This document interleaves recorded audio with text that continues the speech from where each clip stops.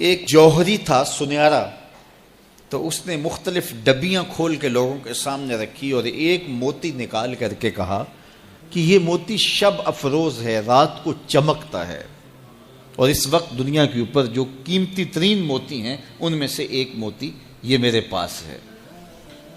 خیر اس نے اپنا سامان سمیٹا تو اس مجلس میں ایک چور بھی بیٹھا ہوا تھا، اس کے دل میں لالچ آ گئی، تو اس نے اس جوہری سے کہا کہ جناب کہاں کے ارادے ہیں؟ تو اس نے کہا کہ میں بمبئی جا رہا ہوں۔ اس نے کہا واہ واہ کیا اچھا ہوا، میں بھی تو بمبئی جا رہا ہوں، تو چلو اکٹھا سفر ہوگا۔ وہ جوہری سمجھ گیا اس کی نیت کے کھوٹ کو کہ یہ میرا ہم سفر تو نہیں ہے، اس کا دل آ گیا ہے اس موتی پہ اور مجھ سے ہر صورت یہ موتی چرانا چاہتا ہے۔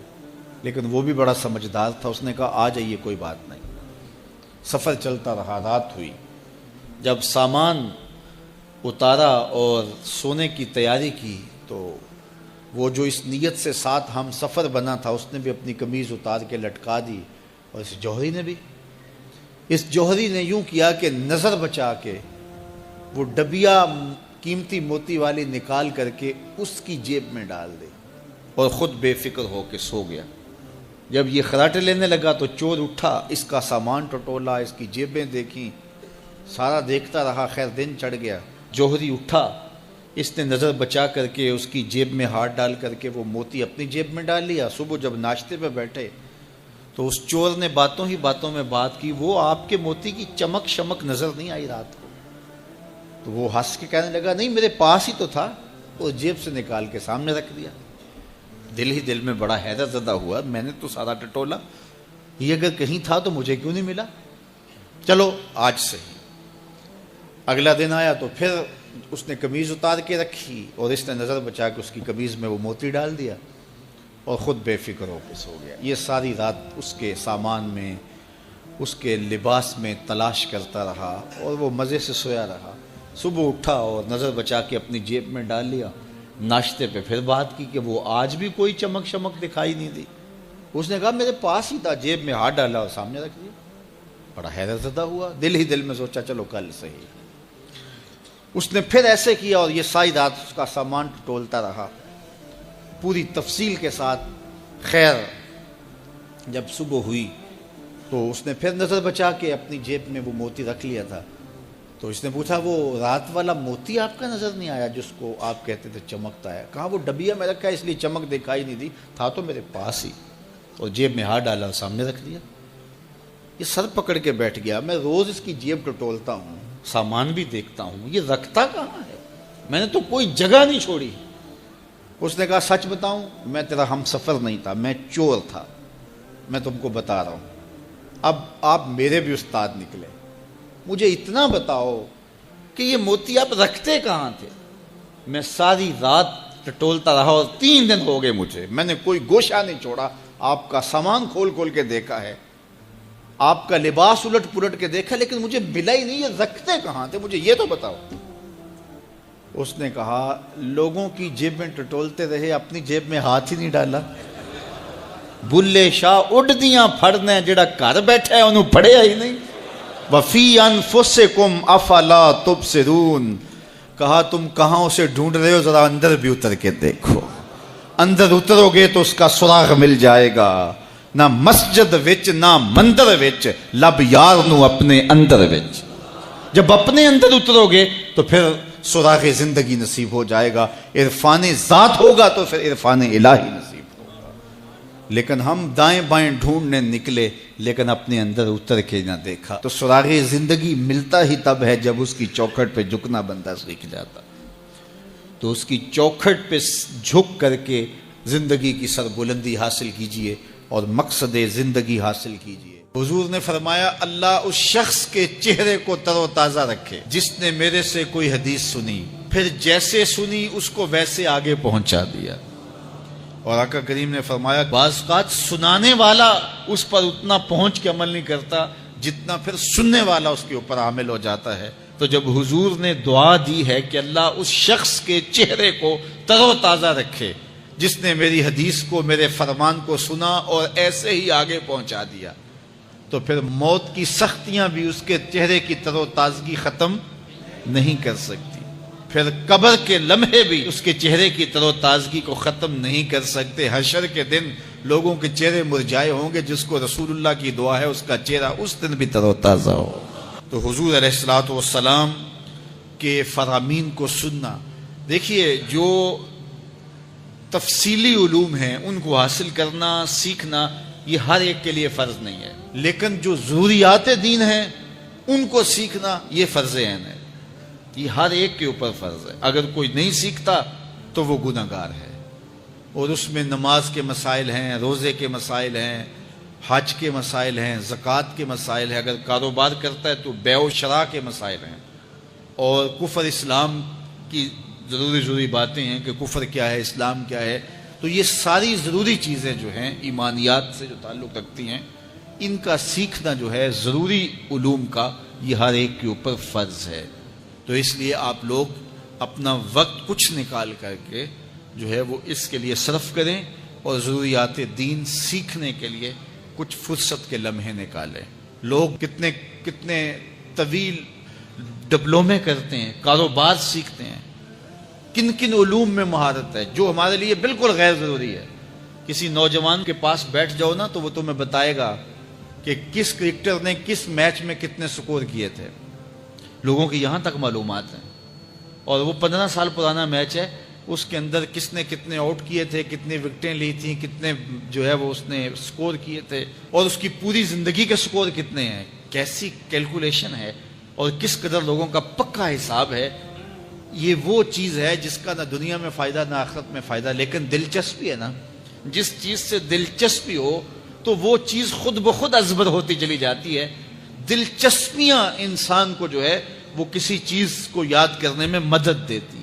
ایک عرب شیخ کہہ رہا تھا کہ ہم ماضی میں پڑھتے تھے کہ ہمارے اسلاف، ہمارے بزرگ ایک رات میں پورا قرآن ختم کر لیتے تھے، تو وہ کہتا میں سوچتا تھا کہ ساری رات قرآن بندہ پڑھتا رہے تو کس طرح ممکن ہے؟ تو کہتا ہے میں اپنے بچوں کو دیکھتا ہوں کہ وہ جو ہے وہ موبائل کے ساتھ لگے رہتے ہیں، اور فجر کی اذان ہو جاتی ہے تو وہ تب چونکتے اچھا رات گزر گئی۔ تو میں کہتا ہوں نوجوان کی دلچسپیاں کچھ اور ہیں، اور وہ بھی اس شغف کی وجہ سے ایسا کھبا کہ رات گزر گئی اور اس کو پتہ ہی نہ چلا۔ تو جن کو قرآن کا نشہ ہو گیا تھا ان کی ساری راتیں قرآن میں گزر جاتی تھی، اور ان کو پتہ ہی نہیں ہوتا تھا کہ رات بھی گزر گئی ہے، اور اذان ہوتی تو پھر پتہ چلتا کہ اچھا رات گزر گئی ہے۔ تو یہ شوق اگر پیدا ہو، شوق تو دیکھیے یہ گیموں کا پیدا ہو جائے، کھیلوں کا پیدا ہو جائے، تو وہ انسان کو کیا کچھ سکھا دیتا ہے، اور جس کے سینے میں کتاب اللہ کا شوق پیدا ہو جائے تو پھر کیوں نہ اس کے سینے کے اندر جو ہے وہ طلب کتاب اللہ کی تلاوت کی پیدا ہوگی۔ تو اپنے سینوں میں علم حاصل کرنے کا شوق پیدا کرو، علم سیکھو، اپنی نسلوں کو سکھاؤ، اپنی اولادوں کو دین سکھاؤ، اپنی اولادوں کو نماز کا خوگر اور عادی بناؤ، ان کو کھینچ کھینچ کے نماز کی طرف لے جاؤ، یہ عادی بن جائیں نماز کے، تاکہ بعد از انتقال دعاؤں کے سلسلے جاری رہیں۔ کتنے لوگ تھے جو ہمارے ساتھ چلتے ہوتے تھے، آپ ذرا اپنے ذہن پہ زور دیں، بچپن کے دوست، کلاس فیلوز، کاروباری ساتھی، گلی محلے کے لوگ، رشتہ دار، اعزاء و اقربا، آباء و اجداد، اور کتنے لوگ آپ کے مخالفین، معاندین، یہ ساری ایک فہرست ذہن میں لائیں تو ایک دم خیال پڑتا ہے فلاں بھی چلا گیا، فلاں بھی چلا گیا۔ کوئی سال کے بعد اچانک کوئی بات یاد آتی ہے تو یاد آ جاتا ہے، کوئی 6 ماہ کے بعد یاد آتا ہے۔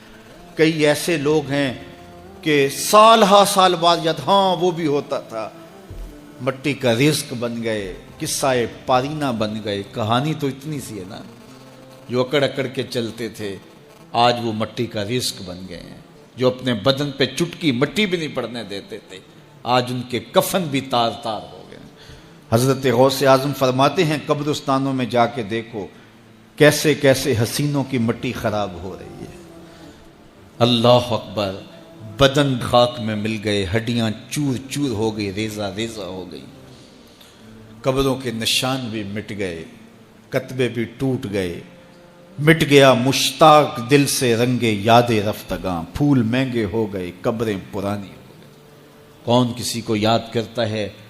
اور اسی طرح ہم مل کے مٹی کا رزق بننے والے ہیں، لیکن کوئی ایسا کام چھوڑ جائیں گے، اپنے رب سے جڑ جائیں گے، اپنے رب کے بندوں سے جڑ جائیں گے، رسول کریم کے دامن کو تھام لیں گے، تو پھر موت بھی مرنے نہیں دے گی، پھر سر خرو اور سر بلند ہوں گے، پھر عزتوں کے تاج سروں پہ رکھے جائیں گے، وقار کی مسند پہ بٹھائے جائیں گے، فقیر نام تنا دا باہو، قبر جنہ دی جیوے ہو۔ پھر قبروں پہ بھی چراغاں ہوگا جب ہم ان سے جڑ جائیں گے۔ تو یہ مختصر زندگی کی تمام تر لطافتوں کے حصول کے ساتھ گزرنی چاہیے۔ کتنے نوجوان ہیں جنہوں نے اپنی توبہ کو مؤخر کیا تھا بڑھاپے کے لیے، اور آج قبرستانوں میں دفن ہیں۔ آپ جا کے قبرستانوں میں دیکھیں، وہ سوچتے تھے کہ ابھی تو جوانی ہے، جوانی سے لطف اندوز ہو لیں، بڑھاپے میں توبہ کر لیں گے، لیکن بڑھاپا نہیں آیا، موت آ گئی۔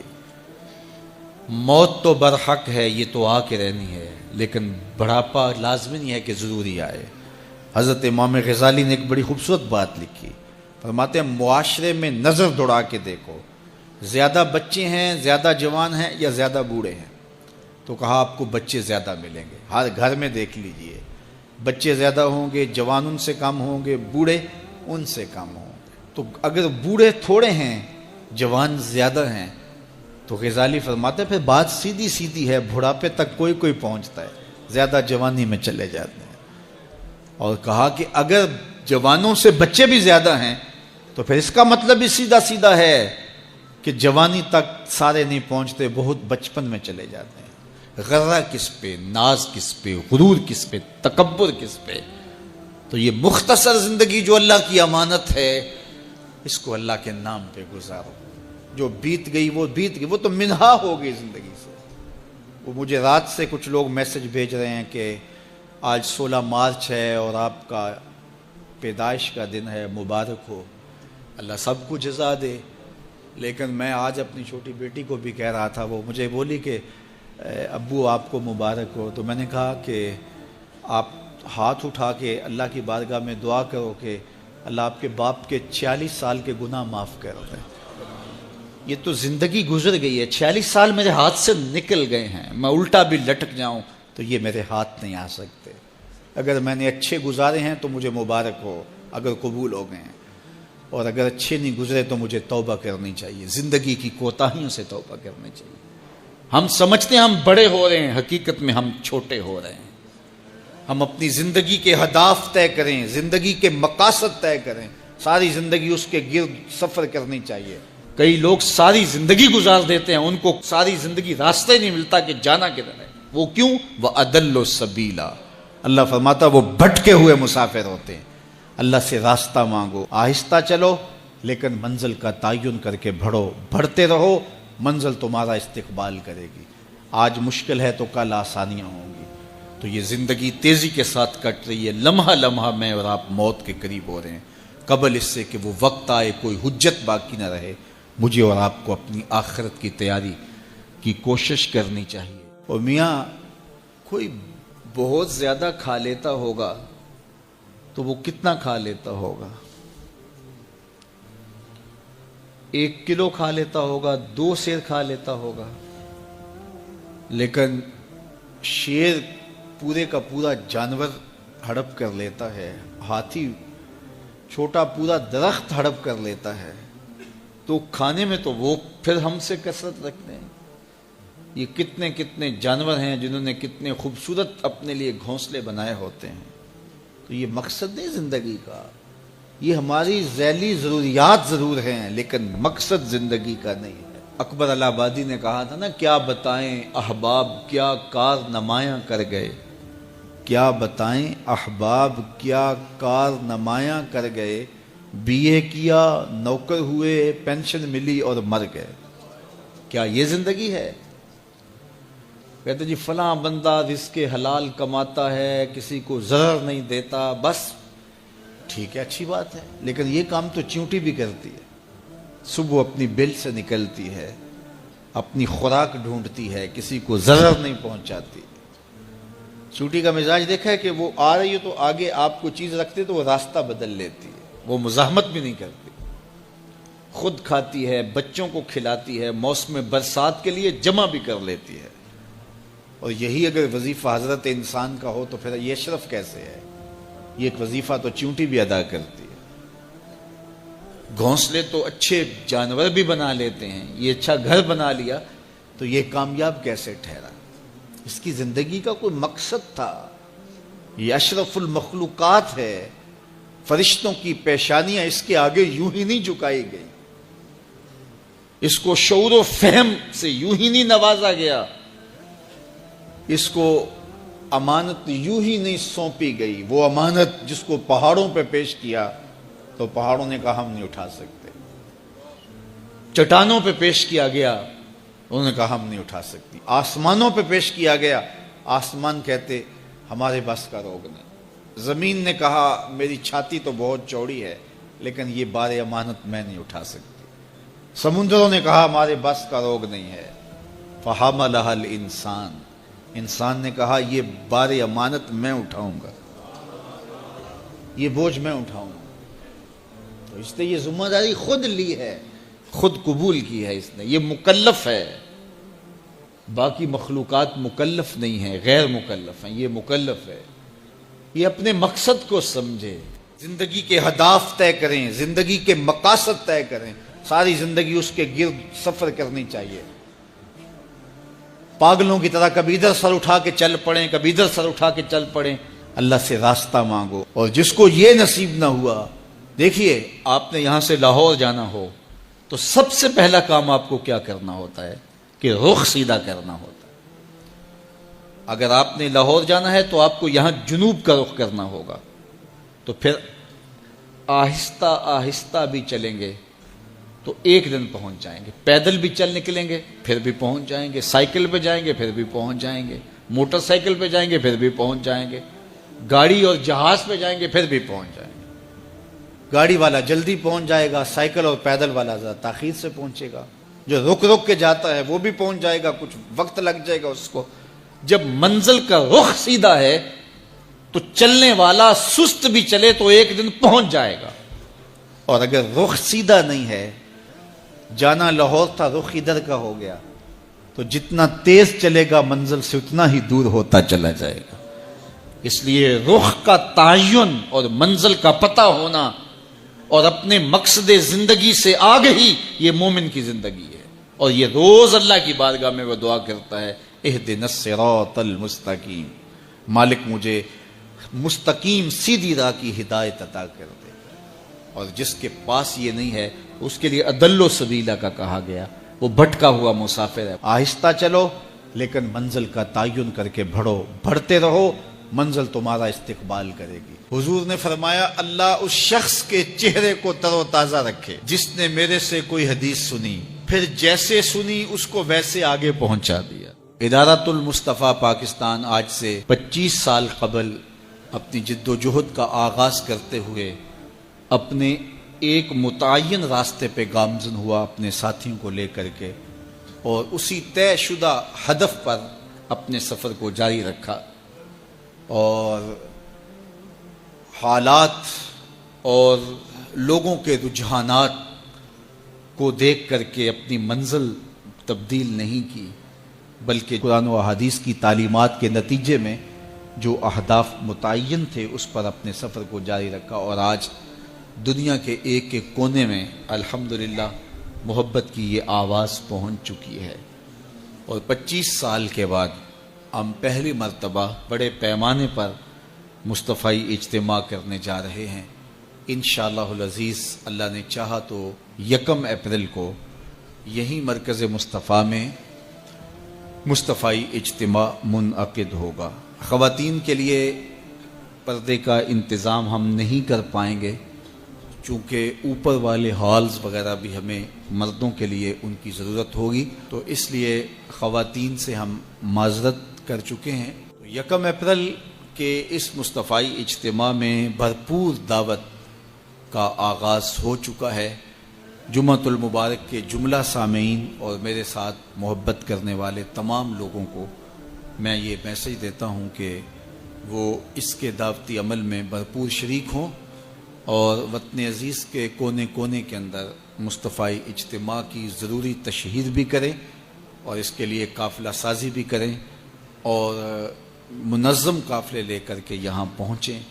ہم نے بہت زیادہ وقت اجتماع کے لیے نہیں رکھا، 10 بجے سے لے کر کے نماز عصر تک، اور نماز عصر بھی تاخیر کے ساتھ نہیں، جو اس کا وقت ہے اسی وقت پر انشاءاللہ پڑھیں گے۔ تو نماز ظہر تک انشاءاللہ فروغ علم کانفرنس ہوگی، جس میں علماء اور طلباء کی دستار فضیلت ہوگی، اور ظہر کے بعد انشاءاللہ اصلاح امت کانفرنس ہوگی، جس میں مختلف موضوعات پر مبلغین گفتگو کریں گے، اور یہ عاجز بھی کچھ باتیں ضروری آپ کے سامنے رکھے گا۔ میں چاہوں گا کہ آپ سارے لوگ اس دن اپنے سارے قافلوں کا رخ مرکز مصطفیٰ کی جانب رکھیں، اور ہر قافلہ ہر راستہ مرکز مصطفیٰ کی جانب ہوگا۔ عقیدتوں کا یہ سفر کر کے آپ منزل بمنزل یہاں پہنچیں گے، اور ہمارے دوست خوش آمدید کہنے کے لیے منتظر ہوں گے۔ آفاق کے ہر ہر گوشے میں قرآن سنا کر دم لیں گے، اب رکنا نہیں، اب تھمنا نہیں،